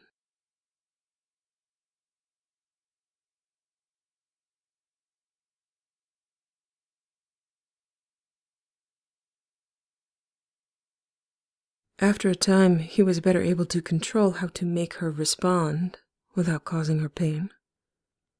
He did not always bother, but he did wish to know how. There were involuntary movements she could not learn to make on demand, and the pain he inflicted on her itself did not interest him, but the effect on her body and then on him, tightening and tensing, twitching when she did not expect a pinch or a dig of his nails or a sharp slap to a sensitive spot, was spectacular. She was just as polite, just as pointedly and carefully obedient as she had always been, no matter what he did to her. She spoke frankly and honestly, argued with him when he encouraged it. He asked some questions under venom, he saved others for when she was fully lucent, because truth in twin sons was breathtaking. His goals progressed, yet nothing in her seemed to change. He was transformed and inspired by her. She remained inherently unimpressed with him. She had caution within the bounds he set, but no fear for herself. He grew to believe she had crystallized her approach in the first 10 minutes he had given her to try to kill him. In her mind, those minutes had never ended. They had been redefined to every minute, directed toward succeeding in killing him while not being provoked into trying blind. She was biding her time, and the sense of threat from her direction intensified rather than dimmed. She was the same 3 women she had always been, one dormant, one compliant and charming, and one waiting patiently until her opportunity arose. He would never see it coming. She would never take her chance unless she had everything: his death, security defeated, and an escape plan. He never considered trusting her or considered her lulled. She remained unconvinced. He believed he could allow her to remain alert while he slept, and she would do nothing to harm him until the day she had everything in place. He saw no reason to widen her odds of getting those things in place, and therefore she remained dormant. He asked frequent questions under venom about her plans and theories, her impressions and conclusions. His respect for her grew, and that fed into wanting her more. He never considered letting her go, based on her compliance, charm, or innocent joy and minutiae. Never considered letting her go because he knew she was needed in the fight, or because she deserved freedom. They were all excellent and even strong motivations, but meaningless next to his desire to keep her close. She absorbed the knowledge of what pleased him and used it to make herself indispensable. If he grew tired of her, he might kill her, and she would not allow that. Pleasing him was her job. Being an unreasonable martyr was her calling. She would do her job, and do it well, because if she did that, she lived. If she lived, she could kill him and escape. If she could kill him and escape, then she would have an opportunity to return to her calling. Whatever he did to her was in essence insignificant to her goals, as long as she survived it. He was not a person of mercy, therefore she made no attempt to appeal to the non-existent impulses she might wish he had. She dealt with him as he was, with a politeness and respect he believed genuine and distinct to her. He would not provoke her into lowering herself to his level. Bekenstein became subtly influenced by her theoretically insignificant presence. He began conducting meetings and kept her at hand in the room, but not at the table. She was often engaged in study of whatever she chose. She did not request further instruction in other languages. She provided him with lists of what she wished to learn. He provided information in a form she could not technologically subvert. She was an expert hacker. He checked components before and after any device was given and then taken from her. He decided Bekenstein could accommodate a library. He would rather arrange for reams of printed and bound material, as well as whatever she chose of published works, to reduce security risk in the form of her boredom and technological genius. Those plans had not been executed, but would be. She now had an assistant curating, printing, and binding her idle curiosities, though she did not know it. The estate had strict biometrics and monitoring, encryption on all locks, Ethernet access, personal omni-tools of staff were locked on the property, and even appliances with technical capacity were guarded with limited access code keys, to a degree he had once believed was excessive, and now he suspected, if she had access, would be easy for her to exploit.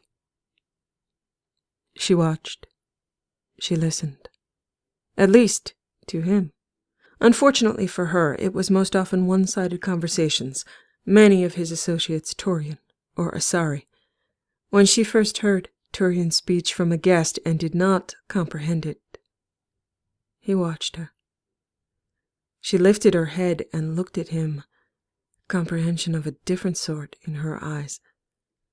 She smiled at him, and a chill passed through his spine, as well as the warmth of his cruelty being effective enough to generate that smile.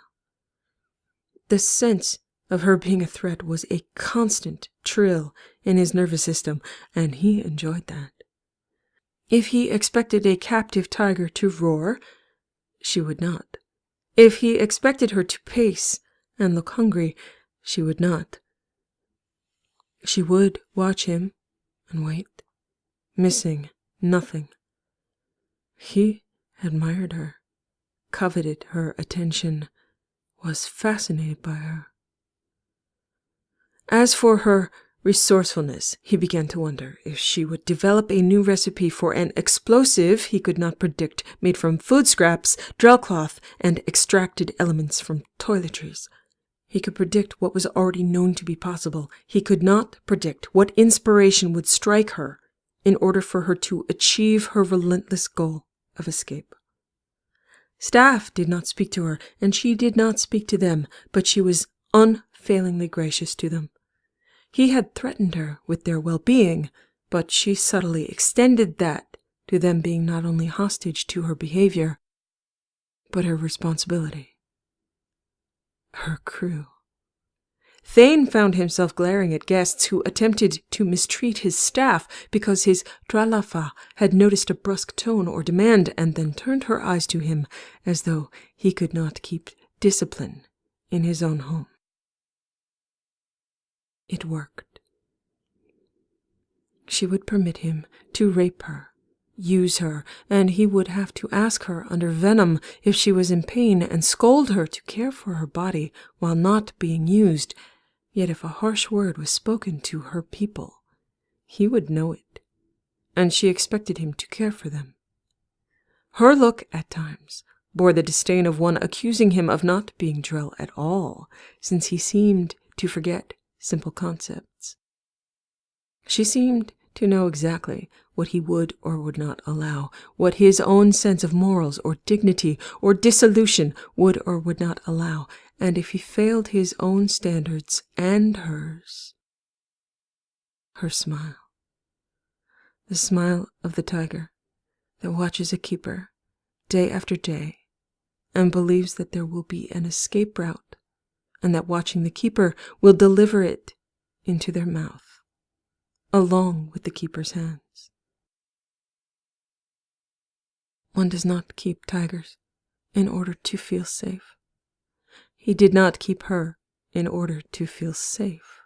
She delivered on everything he had hoped or expected of a myth, and he appreciated her for who she was.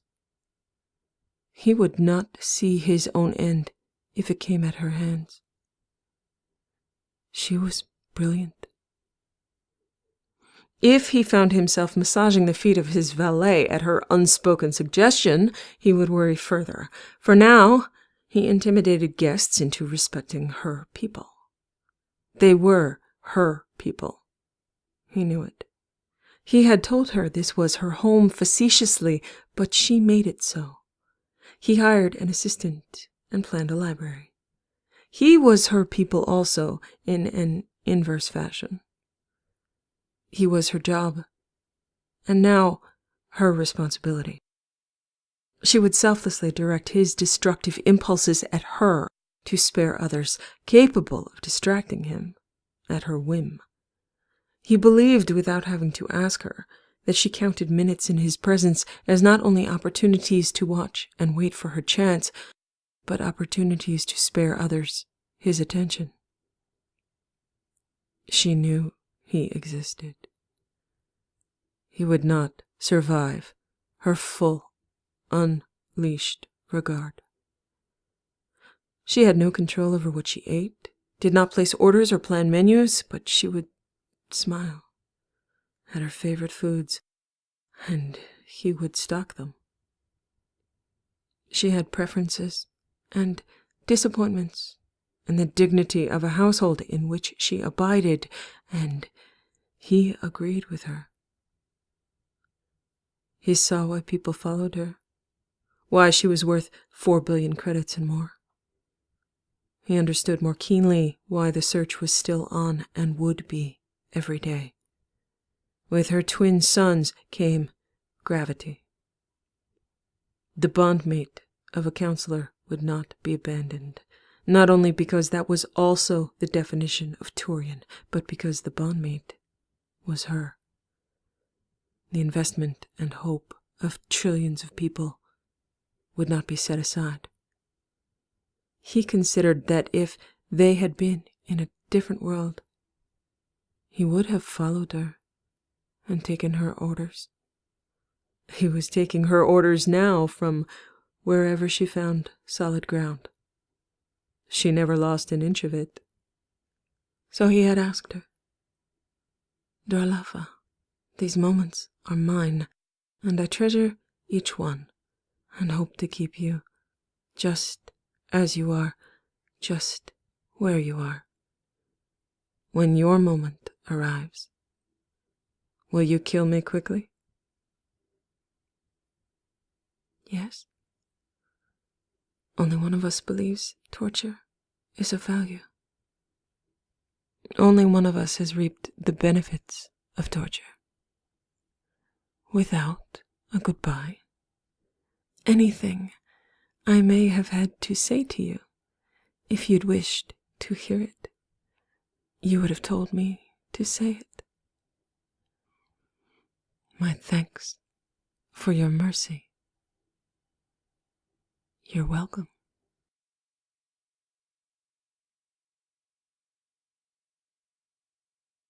Arranging gatherings was a security nightmare now for more reasons than there had been before, and he paid careful attention. He must keep her close, because her greatest opportunity for escape that he could conceive would arise from her subduing a guest without his knowledge and using their biometrics to leave. She would still have to disable every alarm that would trigger from implants that she did not know she had, and overcome all the careful priming and precaution he had placed in her mind. But he did not consider any of those feats beyond her means. It would have been obvious to her by the time she gained any level of autonomy or solitude that she was exhaustively monitored and tracked. He had hired extra security analysis on her surveillance, so he need not be aware every moment of her activity. He still had his Omni-tool or a screen in the room he occupied without her, often, and then always tuned to her, his eyes moving to her in an increasingly more frequent interval, like a breath taken and exhaled, anxiety increasing as he looked away. She had never had a phase of her captivity where she had appeared anything other than docile and compliant, indicating that she had deduced immediately that she was monitored and tracked, watched carefully for suspicious behavior. He put nothing beyond her skill to comprehend. Ideas that would seem paranoid when applied to others somehow in her presence shrank to something she could hold in her palm. He began to wonder if she told him more and more of her intellectual yet dormant ideas about escape and strategy to fascinate him. If so, yet again, it had worked. Keeping intoxicated criminals from getting out of the estate had never been a problem. Keeping someone from assaulting another guest, in this case her, had not been an issue. That was one of the reasons why the parties were popular. An evening without a mortal wound or a sexual exhibition would be dull. They had, unfortunately, still been dull at the time for Thane, but now he embraced the idea of attending gatherings with her with more enthusiasm than he had at the idea's inception, and for subtly different reasons and motivations. Business and pleasure took place during these gatherings. He had held them once a month on the same schedule as Hawk. Why criminals would all gather together was an odd artifact of the practicalities of the nature of their business. Communication and meeting arrangements were always problematic in criminal dealings. Electronic records and recorded conversations were prone to being inconveniently targeted by law enforcement. If there were a standing social gathering with the apparent draw of debauchery, it could be seen as simply that, the lowest common denominator of the criminal tendency to excess. The gatherings were mundanely practical horrors, just like him. Yes, there was debauchery of all sorts. There was even murder and mayhem. What kept people coming back despite the risk of death, and what kept him carrying on this odd tradition, was reliant upon what was to be gained. Business required business contacts, and criminals in a herd felt more secure in this setting. A predator would be flushed out and signaled by the other members of the herd in order to keep the herd alert and healthy. The loss of the young or the infirm was expected, but those that considered themselves fleet and wily had the best chance of survival. Entry to the gathering meant sufficient vetting and a reasonable guarantee that the attendee was not undercover law enforcement or in the habit of murdering or swindling business associates. Business meetings required privacy and security. There was an alarming turnover and death rate in the set of experienced and expert criminals. A network was required. Even with abundant work, options were traditionally left open and explored, as one might find oneself suddenly without associates due to the common occurrences of gunfire, explosions, or raid from authorities. An isolated criminal with no track record and no expectation of the ability to deliver what they promised would have to find an honest job or work freelance, which had an even higher mortality rate. It was a mating call, like the full moon, calling deep-sea creatures into the strongest light of night, but not the light of day. It drew out those who required ongoing opportunity.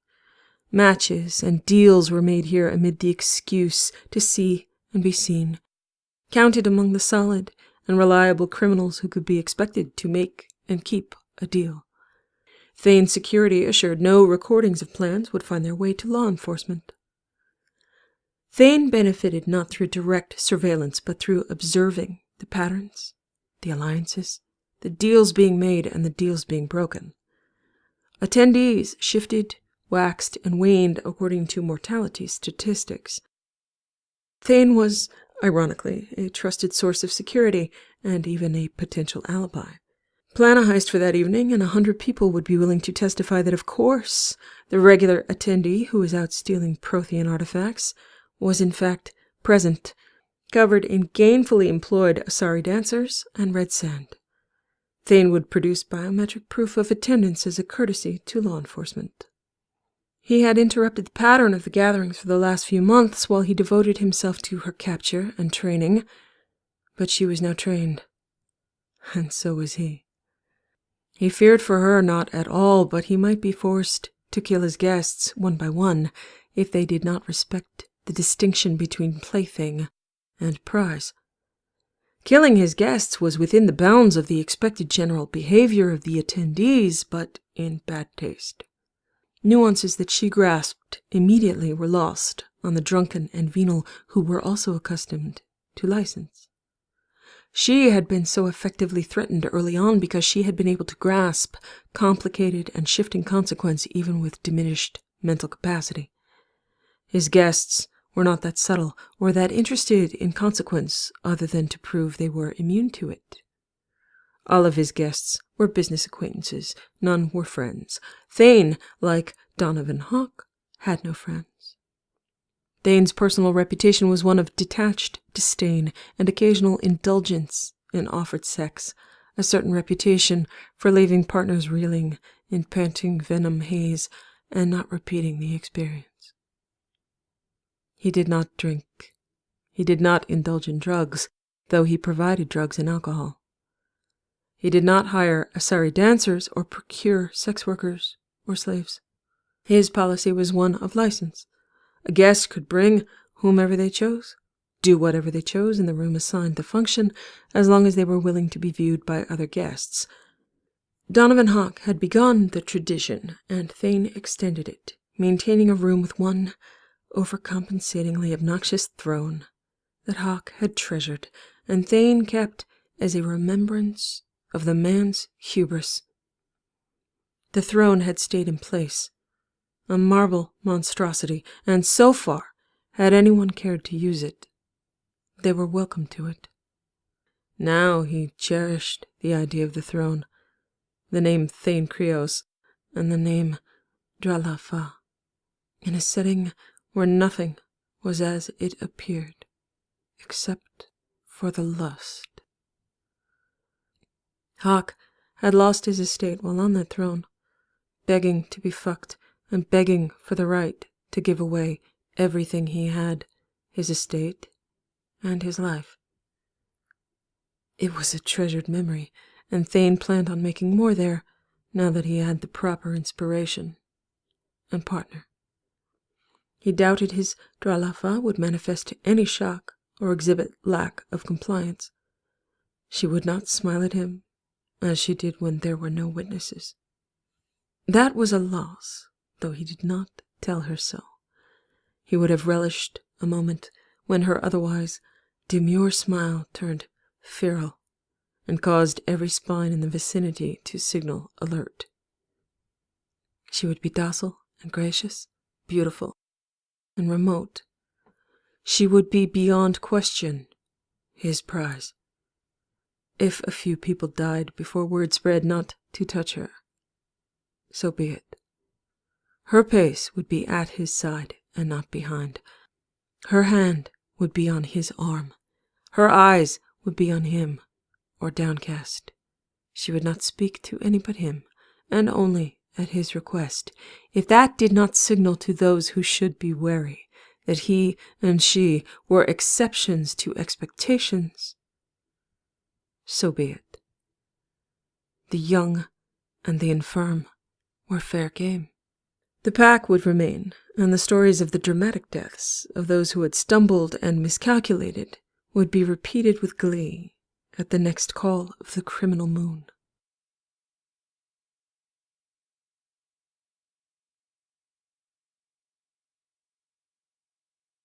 He collected her for the evening with no special preparation, because she had achieved the state of flawless maintenance of her own beauty. He chose to keep her in bare feet, accentuating the height difference he enjoyed in her, unwilling to raise her higher. She was in draped panels of fabric that lay like feathers, sleek and inviting, the familiar and evocative scent of her and Vannis fruit, black and silver and violet. He wore black and silver, choosing his clothing after she had chosen hers. She had asked no questions about caterers or security, more people in her home, her potential crew expanding for the evening. She was now kaleidoscopic art in the way she moved, the way she looked at him, and he experienced a warm flush of blood and tingle of provoked biotics just under his skin, close to his spine when he looked at her. Come, Dralafa. We have guests. She smiled and nodded, her hand on his forearm as expected, eyes downcast as signaled, perfect in the gloss of her hair and arch of her neck. He had learned something effective from her, the power of her smile. He used it during the evening as he greeted guests, as she drew interested and avid glances as they asked who she was. His only answer was, "She is mine," delivered with the smile inspired by her possession of self. The topic of conversation would change, or he would move on to greet another guest, excusing them politely. He need not have worried that anyone would touch her. She was her own force in that regard. She had learned so well what he expected of her that she inspired in him the knowledge that he had no right to touch her himself. But he would. He asked her questions that were polite, and he knew the answers, but there was a pattern, of repeated call and response to the evening he would enjoy, beginning and ending with, "She is mine," in every expression and action. "Do you wish to eat?" "No, thank you." "Do you wish to drink?" "No, thank you." "Do you wish to sit?" "No, thank you." "Do you wish to speak to any of the guests?" "No, thank you." "As you wish, Dralava." He made the rounds of known and new, shared in the feigned grief over the loss of some prior guests, and did not indulge in explanation of why the gatherings had been interrupted. Bringing her up the sweeping staircase to the room with the throne, some were already engaged in their indulgences. She did not look, did not react to sound or spectacle. The throne was unoccupied. Perhaps there had been a projected hope or warning that it would be, and by them, in his smile and her downcast eyes. Approaching it, he paused and commented, "The throne. A practical horror, if there ever was one."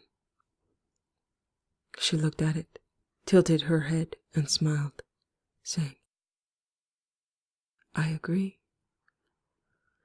He stepped up on the overly elaborate centerpiece of no known artistic value or ancestor, and she followed, feet on cold stone. "Do you wish to sit?" "No, thank you." "Sit." She did, without hesitation, bare feet on cold marble and ass down on same without a shiver or betrayal of the cold. She had a clear view of the room, but kept her eyes on him. There were mirrors, and the room was filling with spectators and participants. He knelt down in front of her, hands on her knees. "Do you want to spread your thighs for me, Dralava?"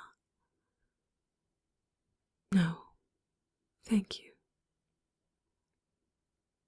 "Spread your thighs." She did, and his hands glided along her thighs. He kissed along the inner path of her thigh and asked her, "Do you want to come for me, Dralava?" "No, thank you." "Put your hands on the armrests, your fingers over the edge." She did that, and that meant she had to pull herself forward so she was sitting up and balanced with her thighs open. To do that, her ass was halfway off the edge of the seat. "Come for me. Let them see what I see. Let them hear what I hear. Make them want you, Dralava, as much as I do." She did that, all of that, while his tongue and fingers traced her clit, glided inside her, made her wet, while she moaned and thrashed with him on his knees. The louder slapping of flesh in the room stopped, and then began again with more intensity, the pressing in of dozens of avid eyes, rustles of cloth, and hands on bodies, mouths on bodies, inspired by the sight of his Dralava wide open to him, moaning, with a heave to her breasts and tightening of her nails on the armrests. Her moans were orchestrated music, and every motion of her body was a blend of practiced artifice, layered in veneer on a base of thrumming pleasure. He had never detected her feigning pleasure, but she had learned how to mold its expression into sculptured lines and graceful gestures. He gave her his own inspiration of knowing her body, knowing the slow infusion of venom and the light strokes of tongue and fingertips, until she shattered magnificently for the gasping or breathless crowd. She panted and mewed, and remembered she did not own his name here among the observers. He kissed back the line of her thigh to her knee, rose to stand before her gracefully limp and replete form, properly appreciative, adoring eyes and submission. He extended his hand, and she took it, stood like a dancer in improvisation to his music. He turned her, and she stood in front of him, his posture exactly that of the moment she had first awakened in his arms, hand at her throat and arm at her waist. Sex was frenzied on available surfaces in the room. He told her, "I will give you the evening to decide if you wish for someone in this room to die. Not you. Not me. No, thank you. As you wish, Dralafa. I will know if you change your mind. The evening is young. Do you wish to watch them? No, thank you. Watch them." He could not see her face except in profile, though he could see her doll's expression of attentive interest as he had asked of her. She was not moved, but he was. The room was transformed by her presence, consecrated and judged, the throne exalted from cheap to sanctified by the touch of her body.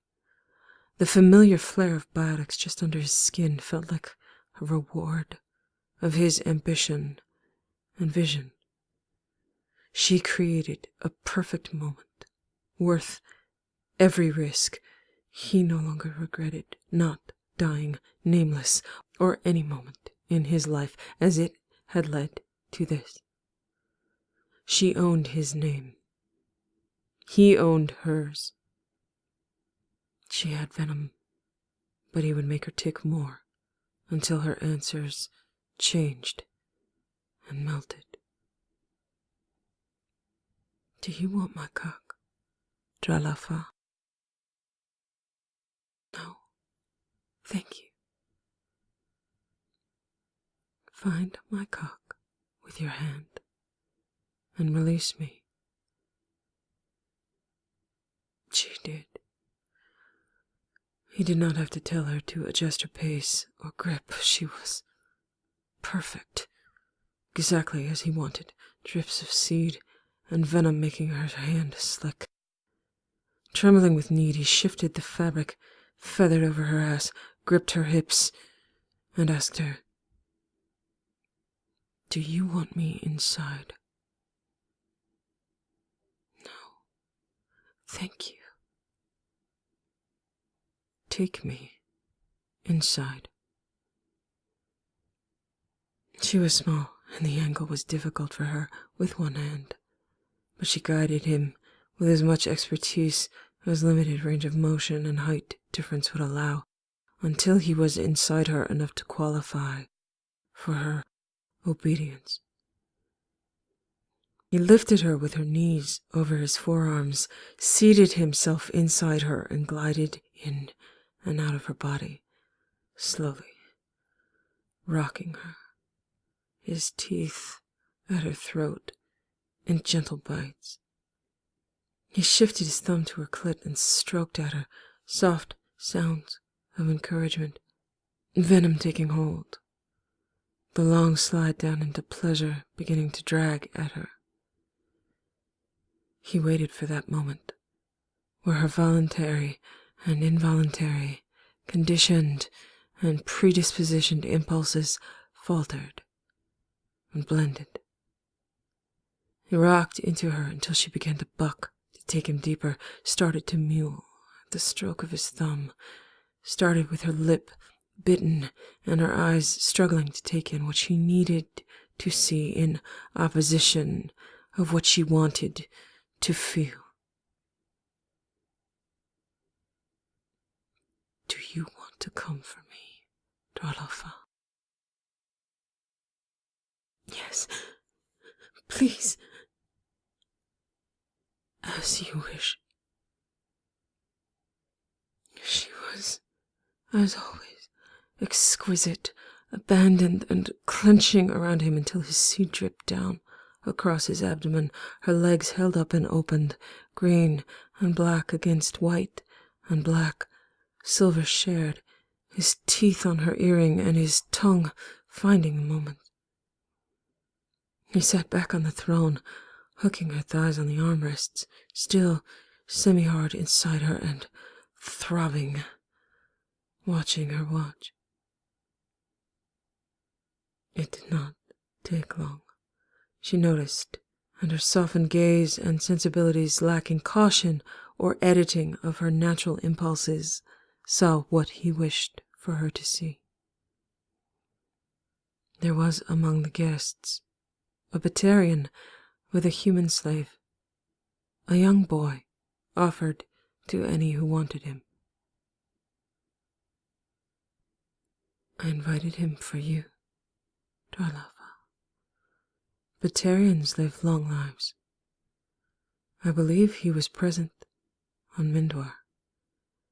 He wished to find a new market for his slaves, hoping I would provide it. She was silent and staring, not her feral stare, but her open and vulnerable look of pain she could not hide when she was weakest. Would you like me to set his slaves free? Yes, please. Would you like for me to kill him for you, Darlafa? Yes, please. She turned her head to kiss him. Dedication and devotion on each trace of her fingertips on his frill and each stroke of her tongue on his lips. As he had told her, there were worse things than collusion with him. He would invite them one by one to his gatherings, take her every way he chose, and then allow his unreasonable martyr to remove them from the worlds with him as her weapon.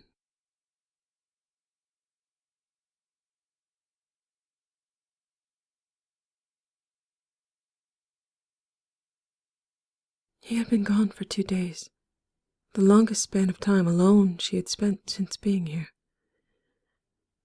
He was out tracking a Batarian that he would not kill on the estate, finding that unsporting. It would make it harder for him to find new people willing to venture to his gatherings if they inevitably turned out dead before the night was out. Cara waited for her opportunity far back beyond the lines of caution and warning he had built. She did not test them. Ironically, she waited for the Reapers to save her, and she had faith that they would, either through changing her environment or killing her. She waited for her chance. She waited for his inevitable words to come endlessly before that time. Come, Darlafa. We have guests.